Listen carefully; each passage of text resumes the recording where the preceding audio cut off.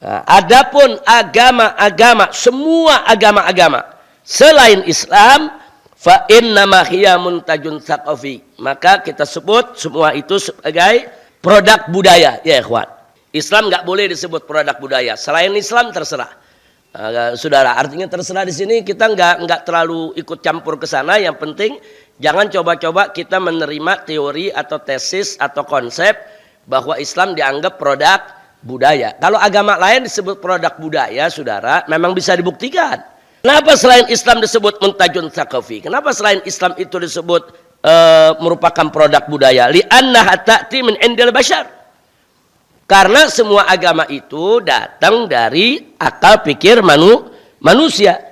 Wahia minal adat wa taqalid. Dia merupakan dari adat dan tradisi allati ibtada'an nas, yang dibuat oleh manusia. Waja'aluha, yang kemudian mereka jadikan itu semua i'tiqadat, sebagai akidah, sebagai i'tiqad mereka. Nah, lalu bagaimana dengan Yahudi dan Nasrani yang merupakan ahlul kitab?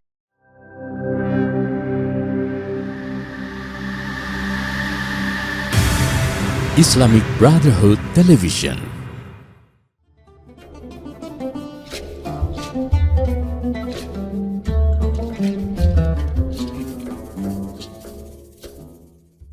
Assalamualaikum warahmatullahi wabarakatuh.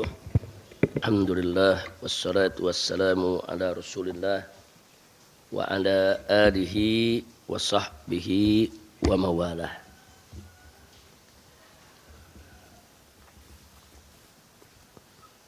Baik, ikhwan,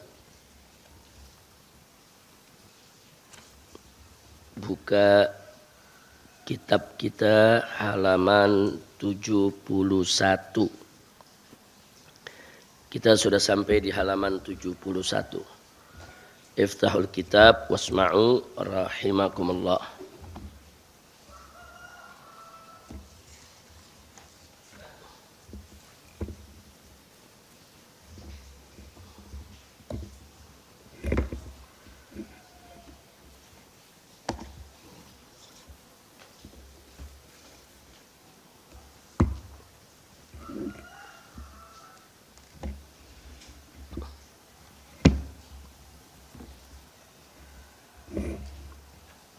Isma'u rahimakumullah wa radiyallahu ta'ala ankum ajma'in.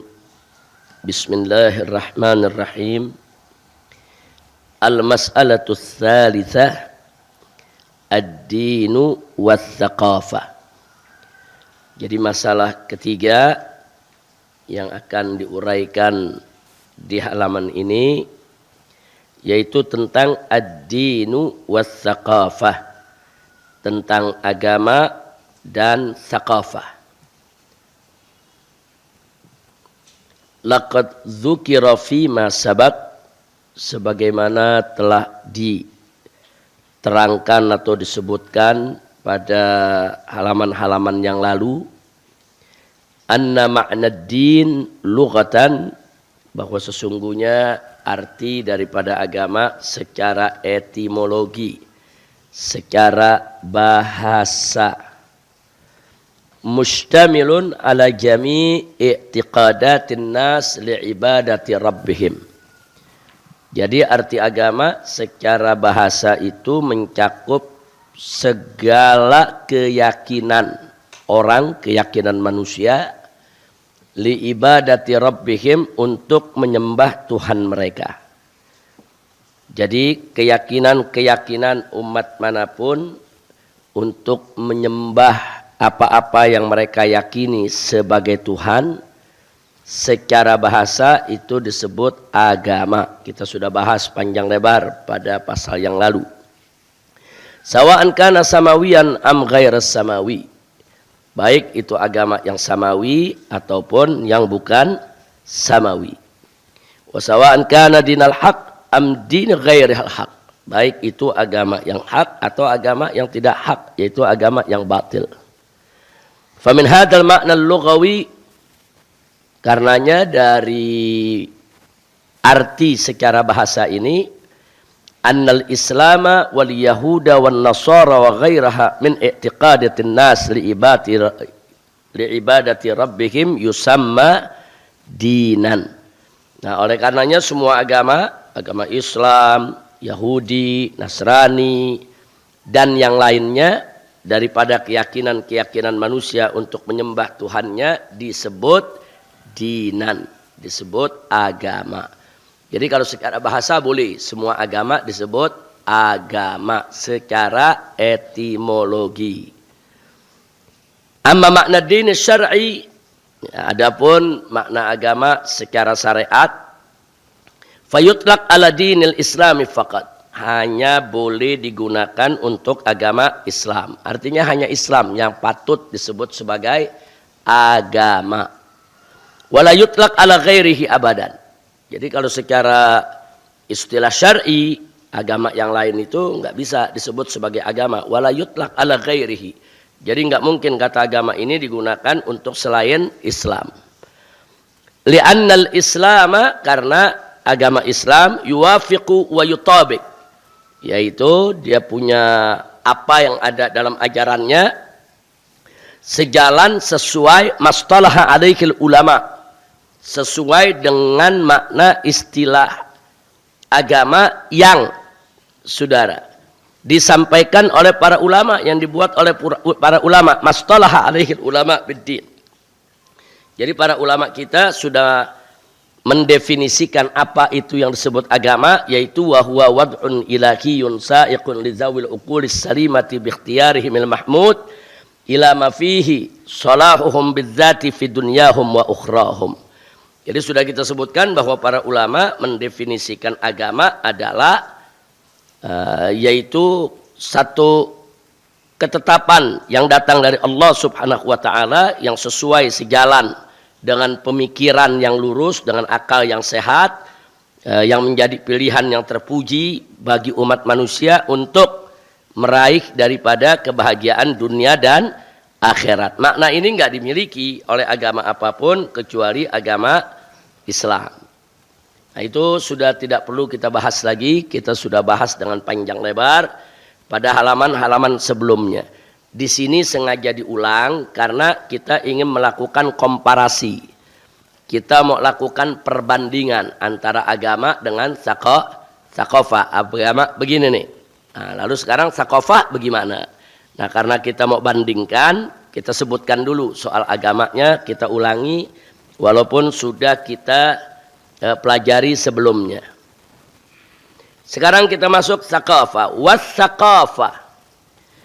Adapun sakafah lughatan secara bahasa, secara etimologi, yaitu al-hizqu wal fitnatu wal zaka. Jadi yang dimaksud sakafah itu kalau dalam pengertian bahasa al-hizq wal fitnah wal zaka.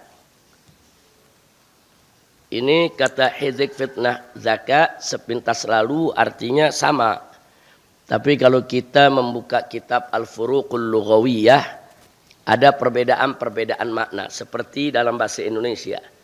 Ada kata pintar, ada kata pandai, ada kata cerdik, ada kata cerdas.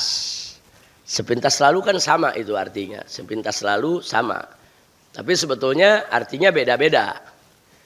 Pintar. Nah, pintar itu biasanya orang dapat lewat belajar.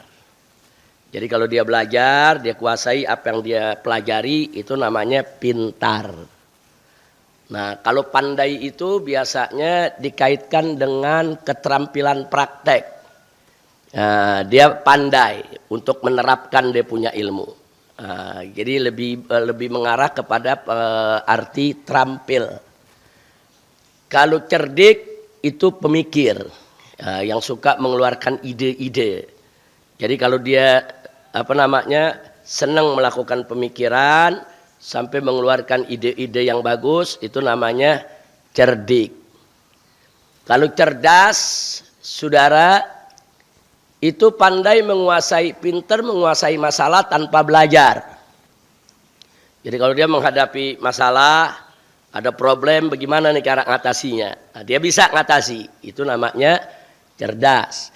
Jadi dalam bahasa Indonesia sendiri kan beda-beda tuh. Apa tuh pandai, apa tuh pintar, Apa tuh cerdik, apa tuh cerdas. Tapi dalam bahasa sehari-hari kita anggap kan sama. Ya pokoknya ya pandai, pinter, cerdas, dia juga. Padahal dalam bahasa Indonesia beda. Nah kalau orang yang suka berpikir, orang-orang yang mengeluarkan ide-ide bagus, itu disebut cerdik. Kalau pandai itu dia terampil. Kayak orang punya satu keterampilan, kemahiran. Nah kemudian dia pandai menggunakannya. Ya, yang orang lain nggak gampang untuk melakukan itu. Itu namanya pandai. Kadang-kadang disebut kaum cerdik pandai, ya kawan. Artinya dia pemikir sekaligus dia terampil menggunakan ilmunya. Nah, kalau ada orang yang mampu menjawab persoalan-persoalan tanpa belajar. Kadang-kadang dia dialog dengan orang nih, orang nanya ini, nanya itu, tanpa belajar pikirannya jalan ya kuat. Dia jawab ini, dijawab itu cerdas. Ya kuat. Kalau pintar lewat belajar. Orang belajar, anak kita belajar, kemudian dapat nilai 10, semuanya dia bisa kuasai pelajaran. Nah itu pintar. Pintar itu biasanya diperoleh lewat belajar ya kawan. Tapi kalau cerdas itu biasanya diperoleh dengan interaksi. Dengan dia bergaul, dia bersosialisasi, dia diskusi, dia dialog, dia ngobrol. Nah itu kecerdasannya akan berkembang. Nah kalau cerdik memang pemikir. Baik, nah kurang lebih dalam bahasa Arab juga seperti itu ya ikhwan. Coba saya ada catatan dari kitab Furuq Lughawiyah.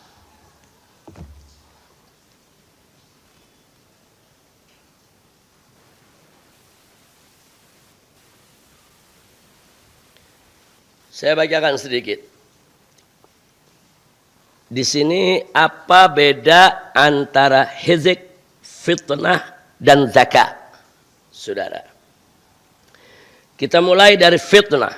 Nah, fitnah itu, saudara, aslu hadhil madah yadullu ala zakain wa ilmin bisyai'in. Jadi asal usul kata fitnah ini adalah kata yang menunjukkan pengertian zakat. Pengertian zakat. Wa ilmin bisyai' dan mengetahui sesuatu. Dia mengetahui sesuatu. Wal fitnatu wal fatanah. Kal fahm. Jadi kalau orang disebut fitnah dan fatanah, saudara, ini secara bahasa, dia memahami sesuatu. Dia memahami sesuatu. Dia mengerti tentang sesuatu, saudara.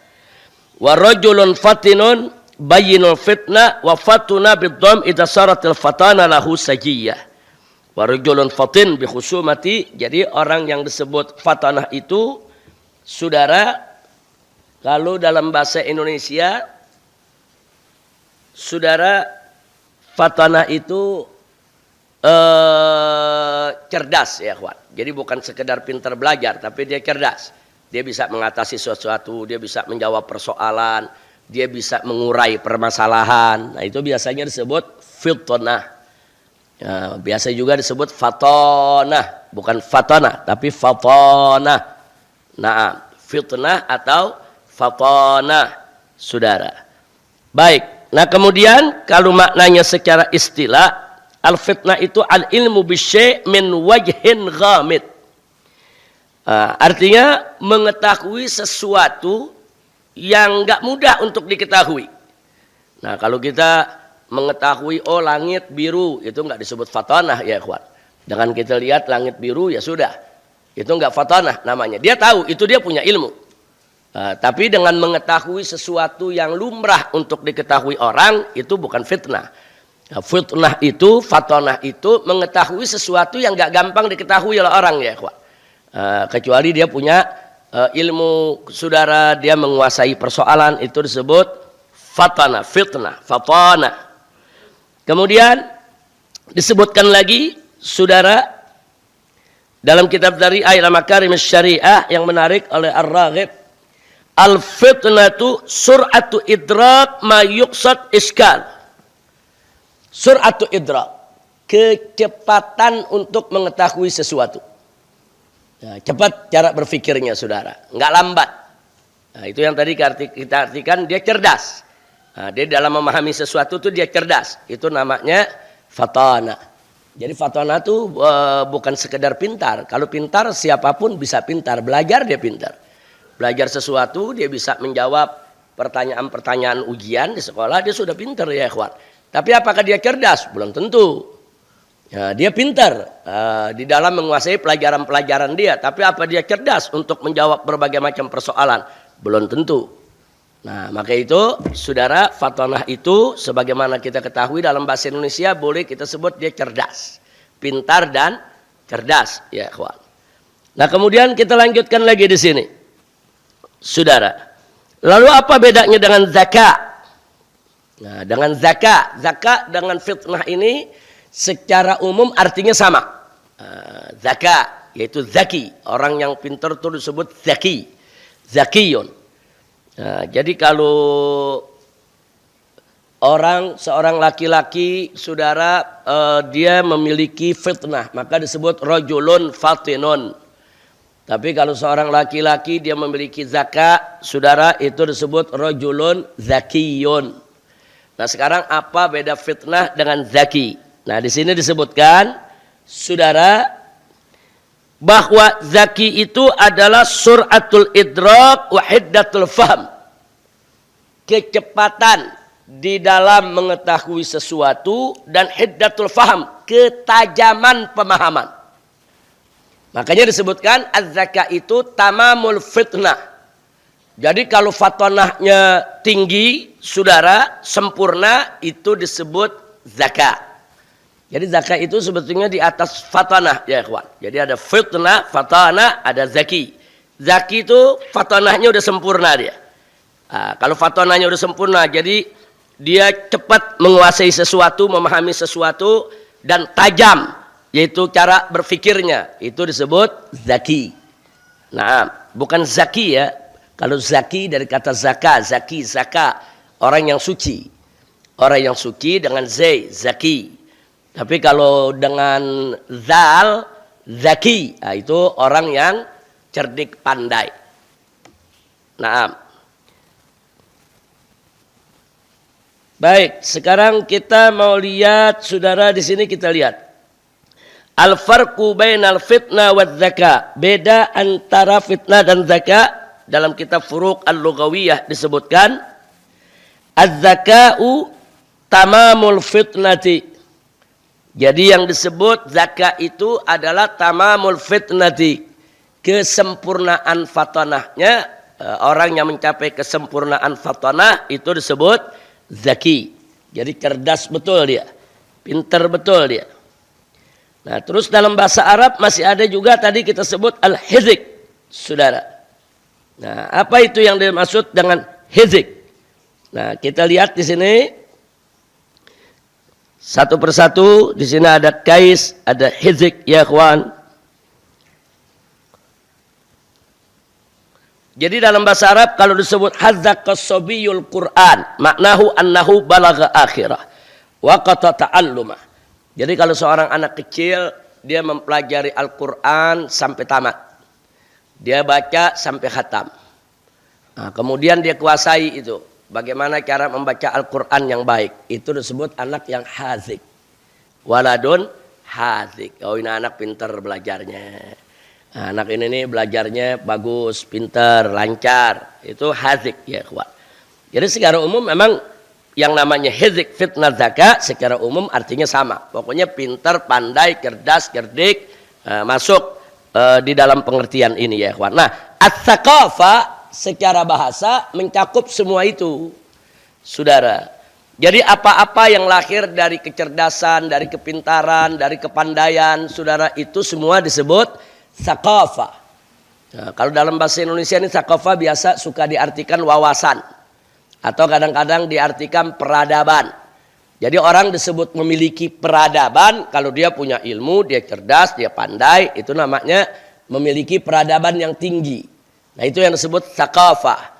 Jadi saqafah itu secara bahasa adalah himpunan dari apa-apa yang lahir dari kecerdasan, dari kepandaian, dari keterampilan, dari kepintaran.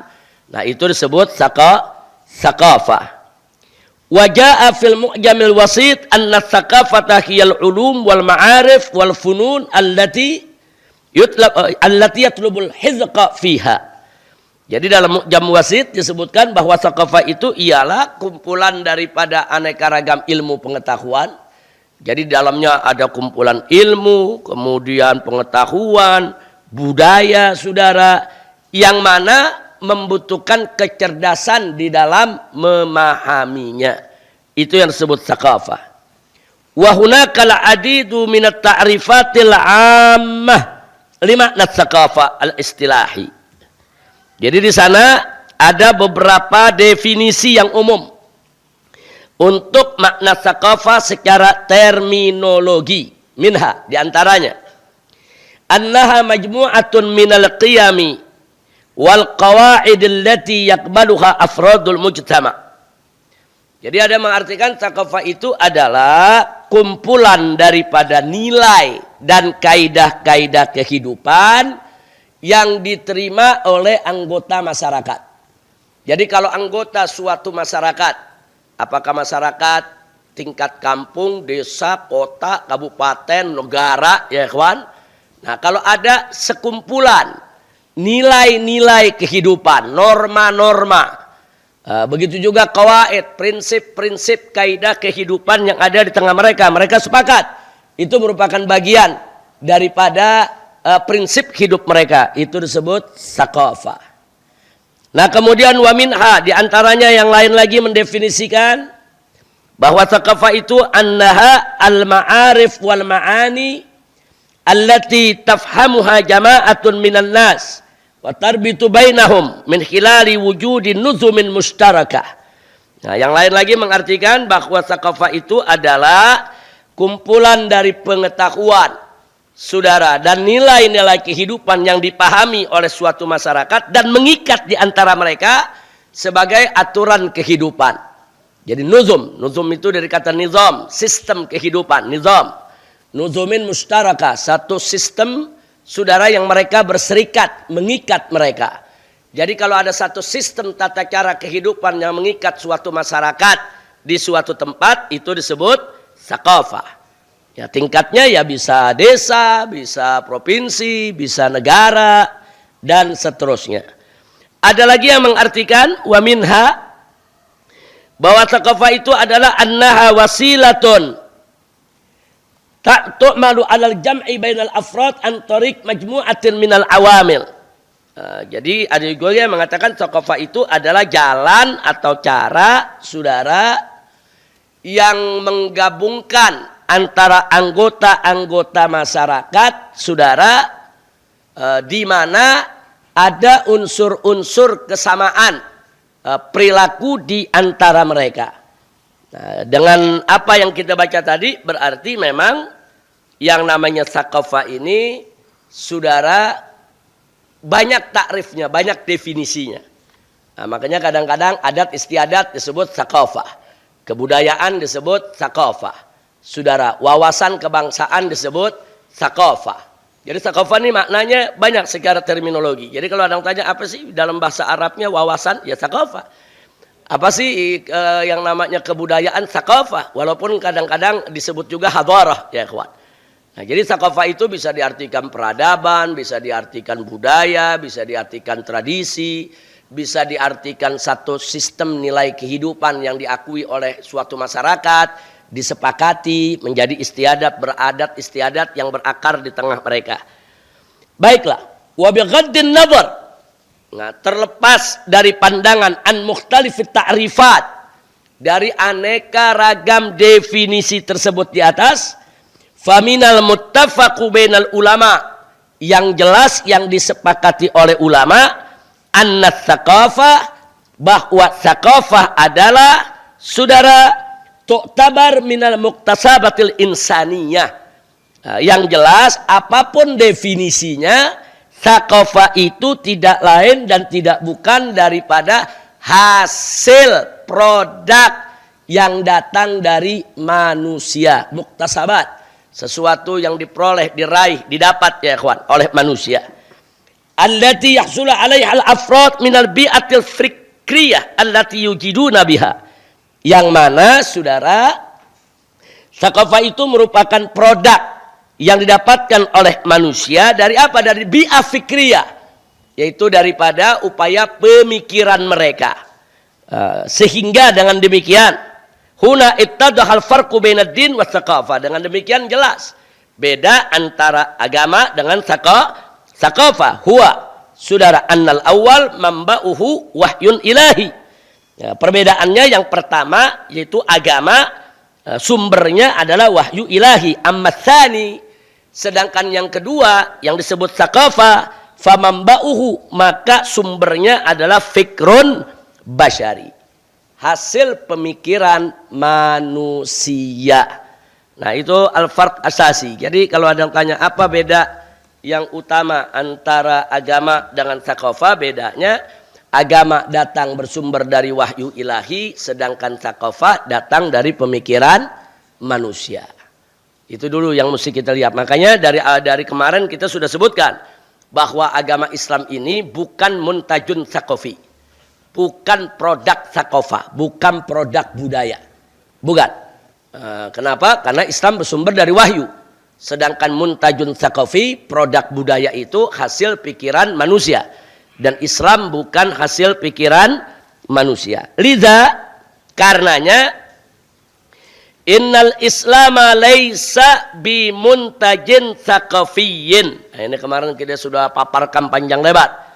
Bahwa sesungguhnya agama Islam itu laisa bimuntajin tsaqafiyyin, bukan merupakan produk budaya. Li'annahu, sebab Islam itu layati, tidak datang min aklin insani, tidak datang dari akal manusia. Innama huwa, sesungguhnya Islam itu ya'ti, datang min indillahi azza wajal, datang dari sisi Allah subhanahu wa ta'ala. Amma sairul adyan ghairul Islam. Nah, adapun agama-agama, semua agama-agama selain Islam, fa innama hiya muntajun tsaqafi, maka kita sebut semua itu sebagai produk budaya, ya ikhwan. Islam nggak boleh disebut produk budaya. Selain Islam terserah. Saudara, artinya terserah di sini kita nggak terlalu ikut campur ke sana. Yang penting jangan coba-coba kita menerima teori atau tesis atau konsep bahwa Islam dianggap produk budaya. Kalau agama lain disebut produk budaya, saudara, memang bisa dibuktikan. Nah, mari kita lihat di sini. Kenapa selain Islam disebut muntajun tsaqafi? Kenapa selain Islam itu disebut merupakan produk budaya? Li'annaha ta'ti min indil bashar. Karena semua agama itu datang dari akal pikir manusia. Wahia minal adat wat taqalid, dia merupakan dari adat dan tradisi allati ibtada'an nas, yang dibuat oleh manusia. Waja'aluha, yang kemudian mereka jadikan itu semua i'tiqadat, sebagai akidah, sebagai i'tiqad mereka. Nah, lalu bagaimana dengan Yahudi dan Nasrani yang merupakan ahlul kitab, yang kemarin sudah kita bahas tentang agama samawi, saudara. Wa ala hadzal makna. Nah, berdasarkan arti definisi yang sudah kita bahas tadi, makanat, saudara, lil Yahud wan Nasara, makanat lil Yahud wan Nasara. Walaupun Yahudi dan Nasrani itu, saudara, mereka punya alaqah wathiqah, punya keterkaitan, ikatan yang begitu kuat bidinil Islam, dengan agama Islam alladzi ja'a bihi Musa wa Isa alaihi wassalam. Kemarin sudah kita bahas bahwa kelebihan Yahudi dan Nasrani dibandingkan agama-agama lain yang di luar Islam, dia masih punya hubungan dengan agama samawi yang dibawa oleh Musa dan Isa. Dan apa itu agama samawi yang dibawa oleh Musa dan Isa? Agama Islam.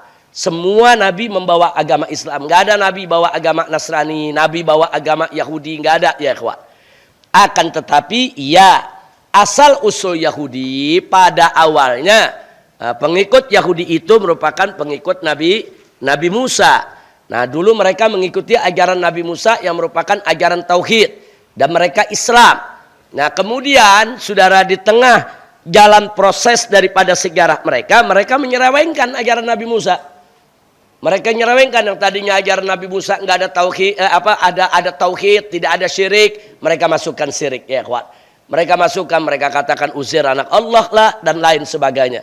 Yang agama Nabi Isa yang tadinya murni tauhid karena memang agama Islam, tahu-tahu pengikut Nabi Isa, saudara di belakang hari mereka selewengkan, mereka masukkan ajaran-ajaran syirik. Akhirnya mereka kita sebut Nasara. Jadi Yahudi dan Nasara adalah yang pada awalnya punya hubungan kuat dengan agama yang dibawa oleh Musa dan Isa, tapi mereka selewengkan. Nah, bicara tentang penyelewengan tadi, Isa anak Tuhan, kemudian Uzair anak Tuhan. Ini wahyu atau akal pikiran manusia? Akal pikiran manusia, mereka yang punya ide begitu ya kawan, bukan dari Allah itu. Nah, karena itu mereka disebut muntajun saqafi, produk budaya. Nah, karena kalau wahyu nggak ada tuh mengatakan Tuhan punya anak, nggak ada wahyu ilahi mengatakan Tuhan punya anak. Tapi begitu ada ajaran Tuhan punya anak, baik di Nasrani maupun Yahudi, berarti ada muntajun saqafi. Berarti di sana ada aklun basyari. Berarti di sana ada produk pemikiran manusia yang mengada-ngada, saudara, yang kemudian itu dijadikan sebagai bagian daripada ajaran mereka. Makanya wajar kalau mereka juga kita anggap sebagai muntajun saqafi. Baik. Wa ala hadzal ma'na mahma kanat lil yahud wa nasara alaqah wasiqa bidinil islam alladhi jaa bihi Musa wa Isa alaihi wassalam.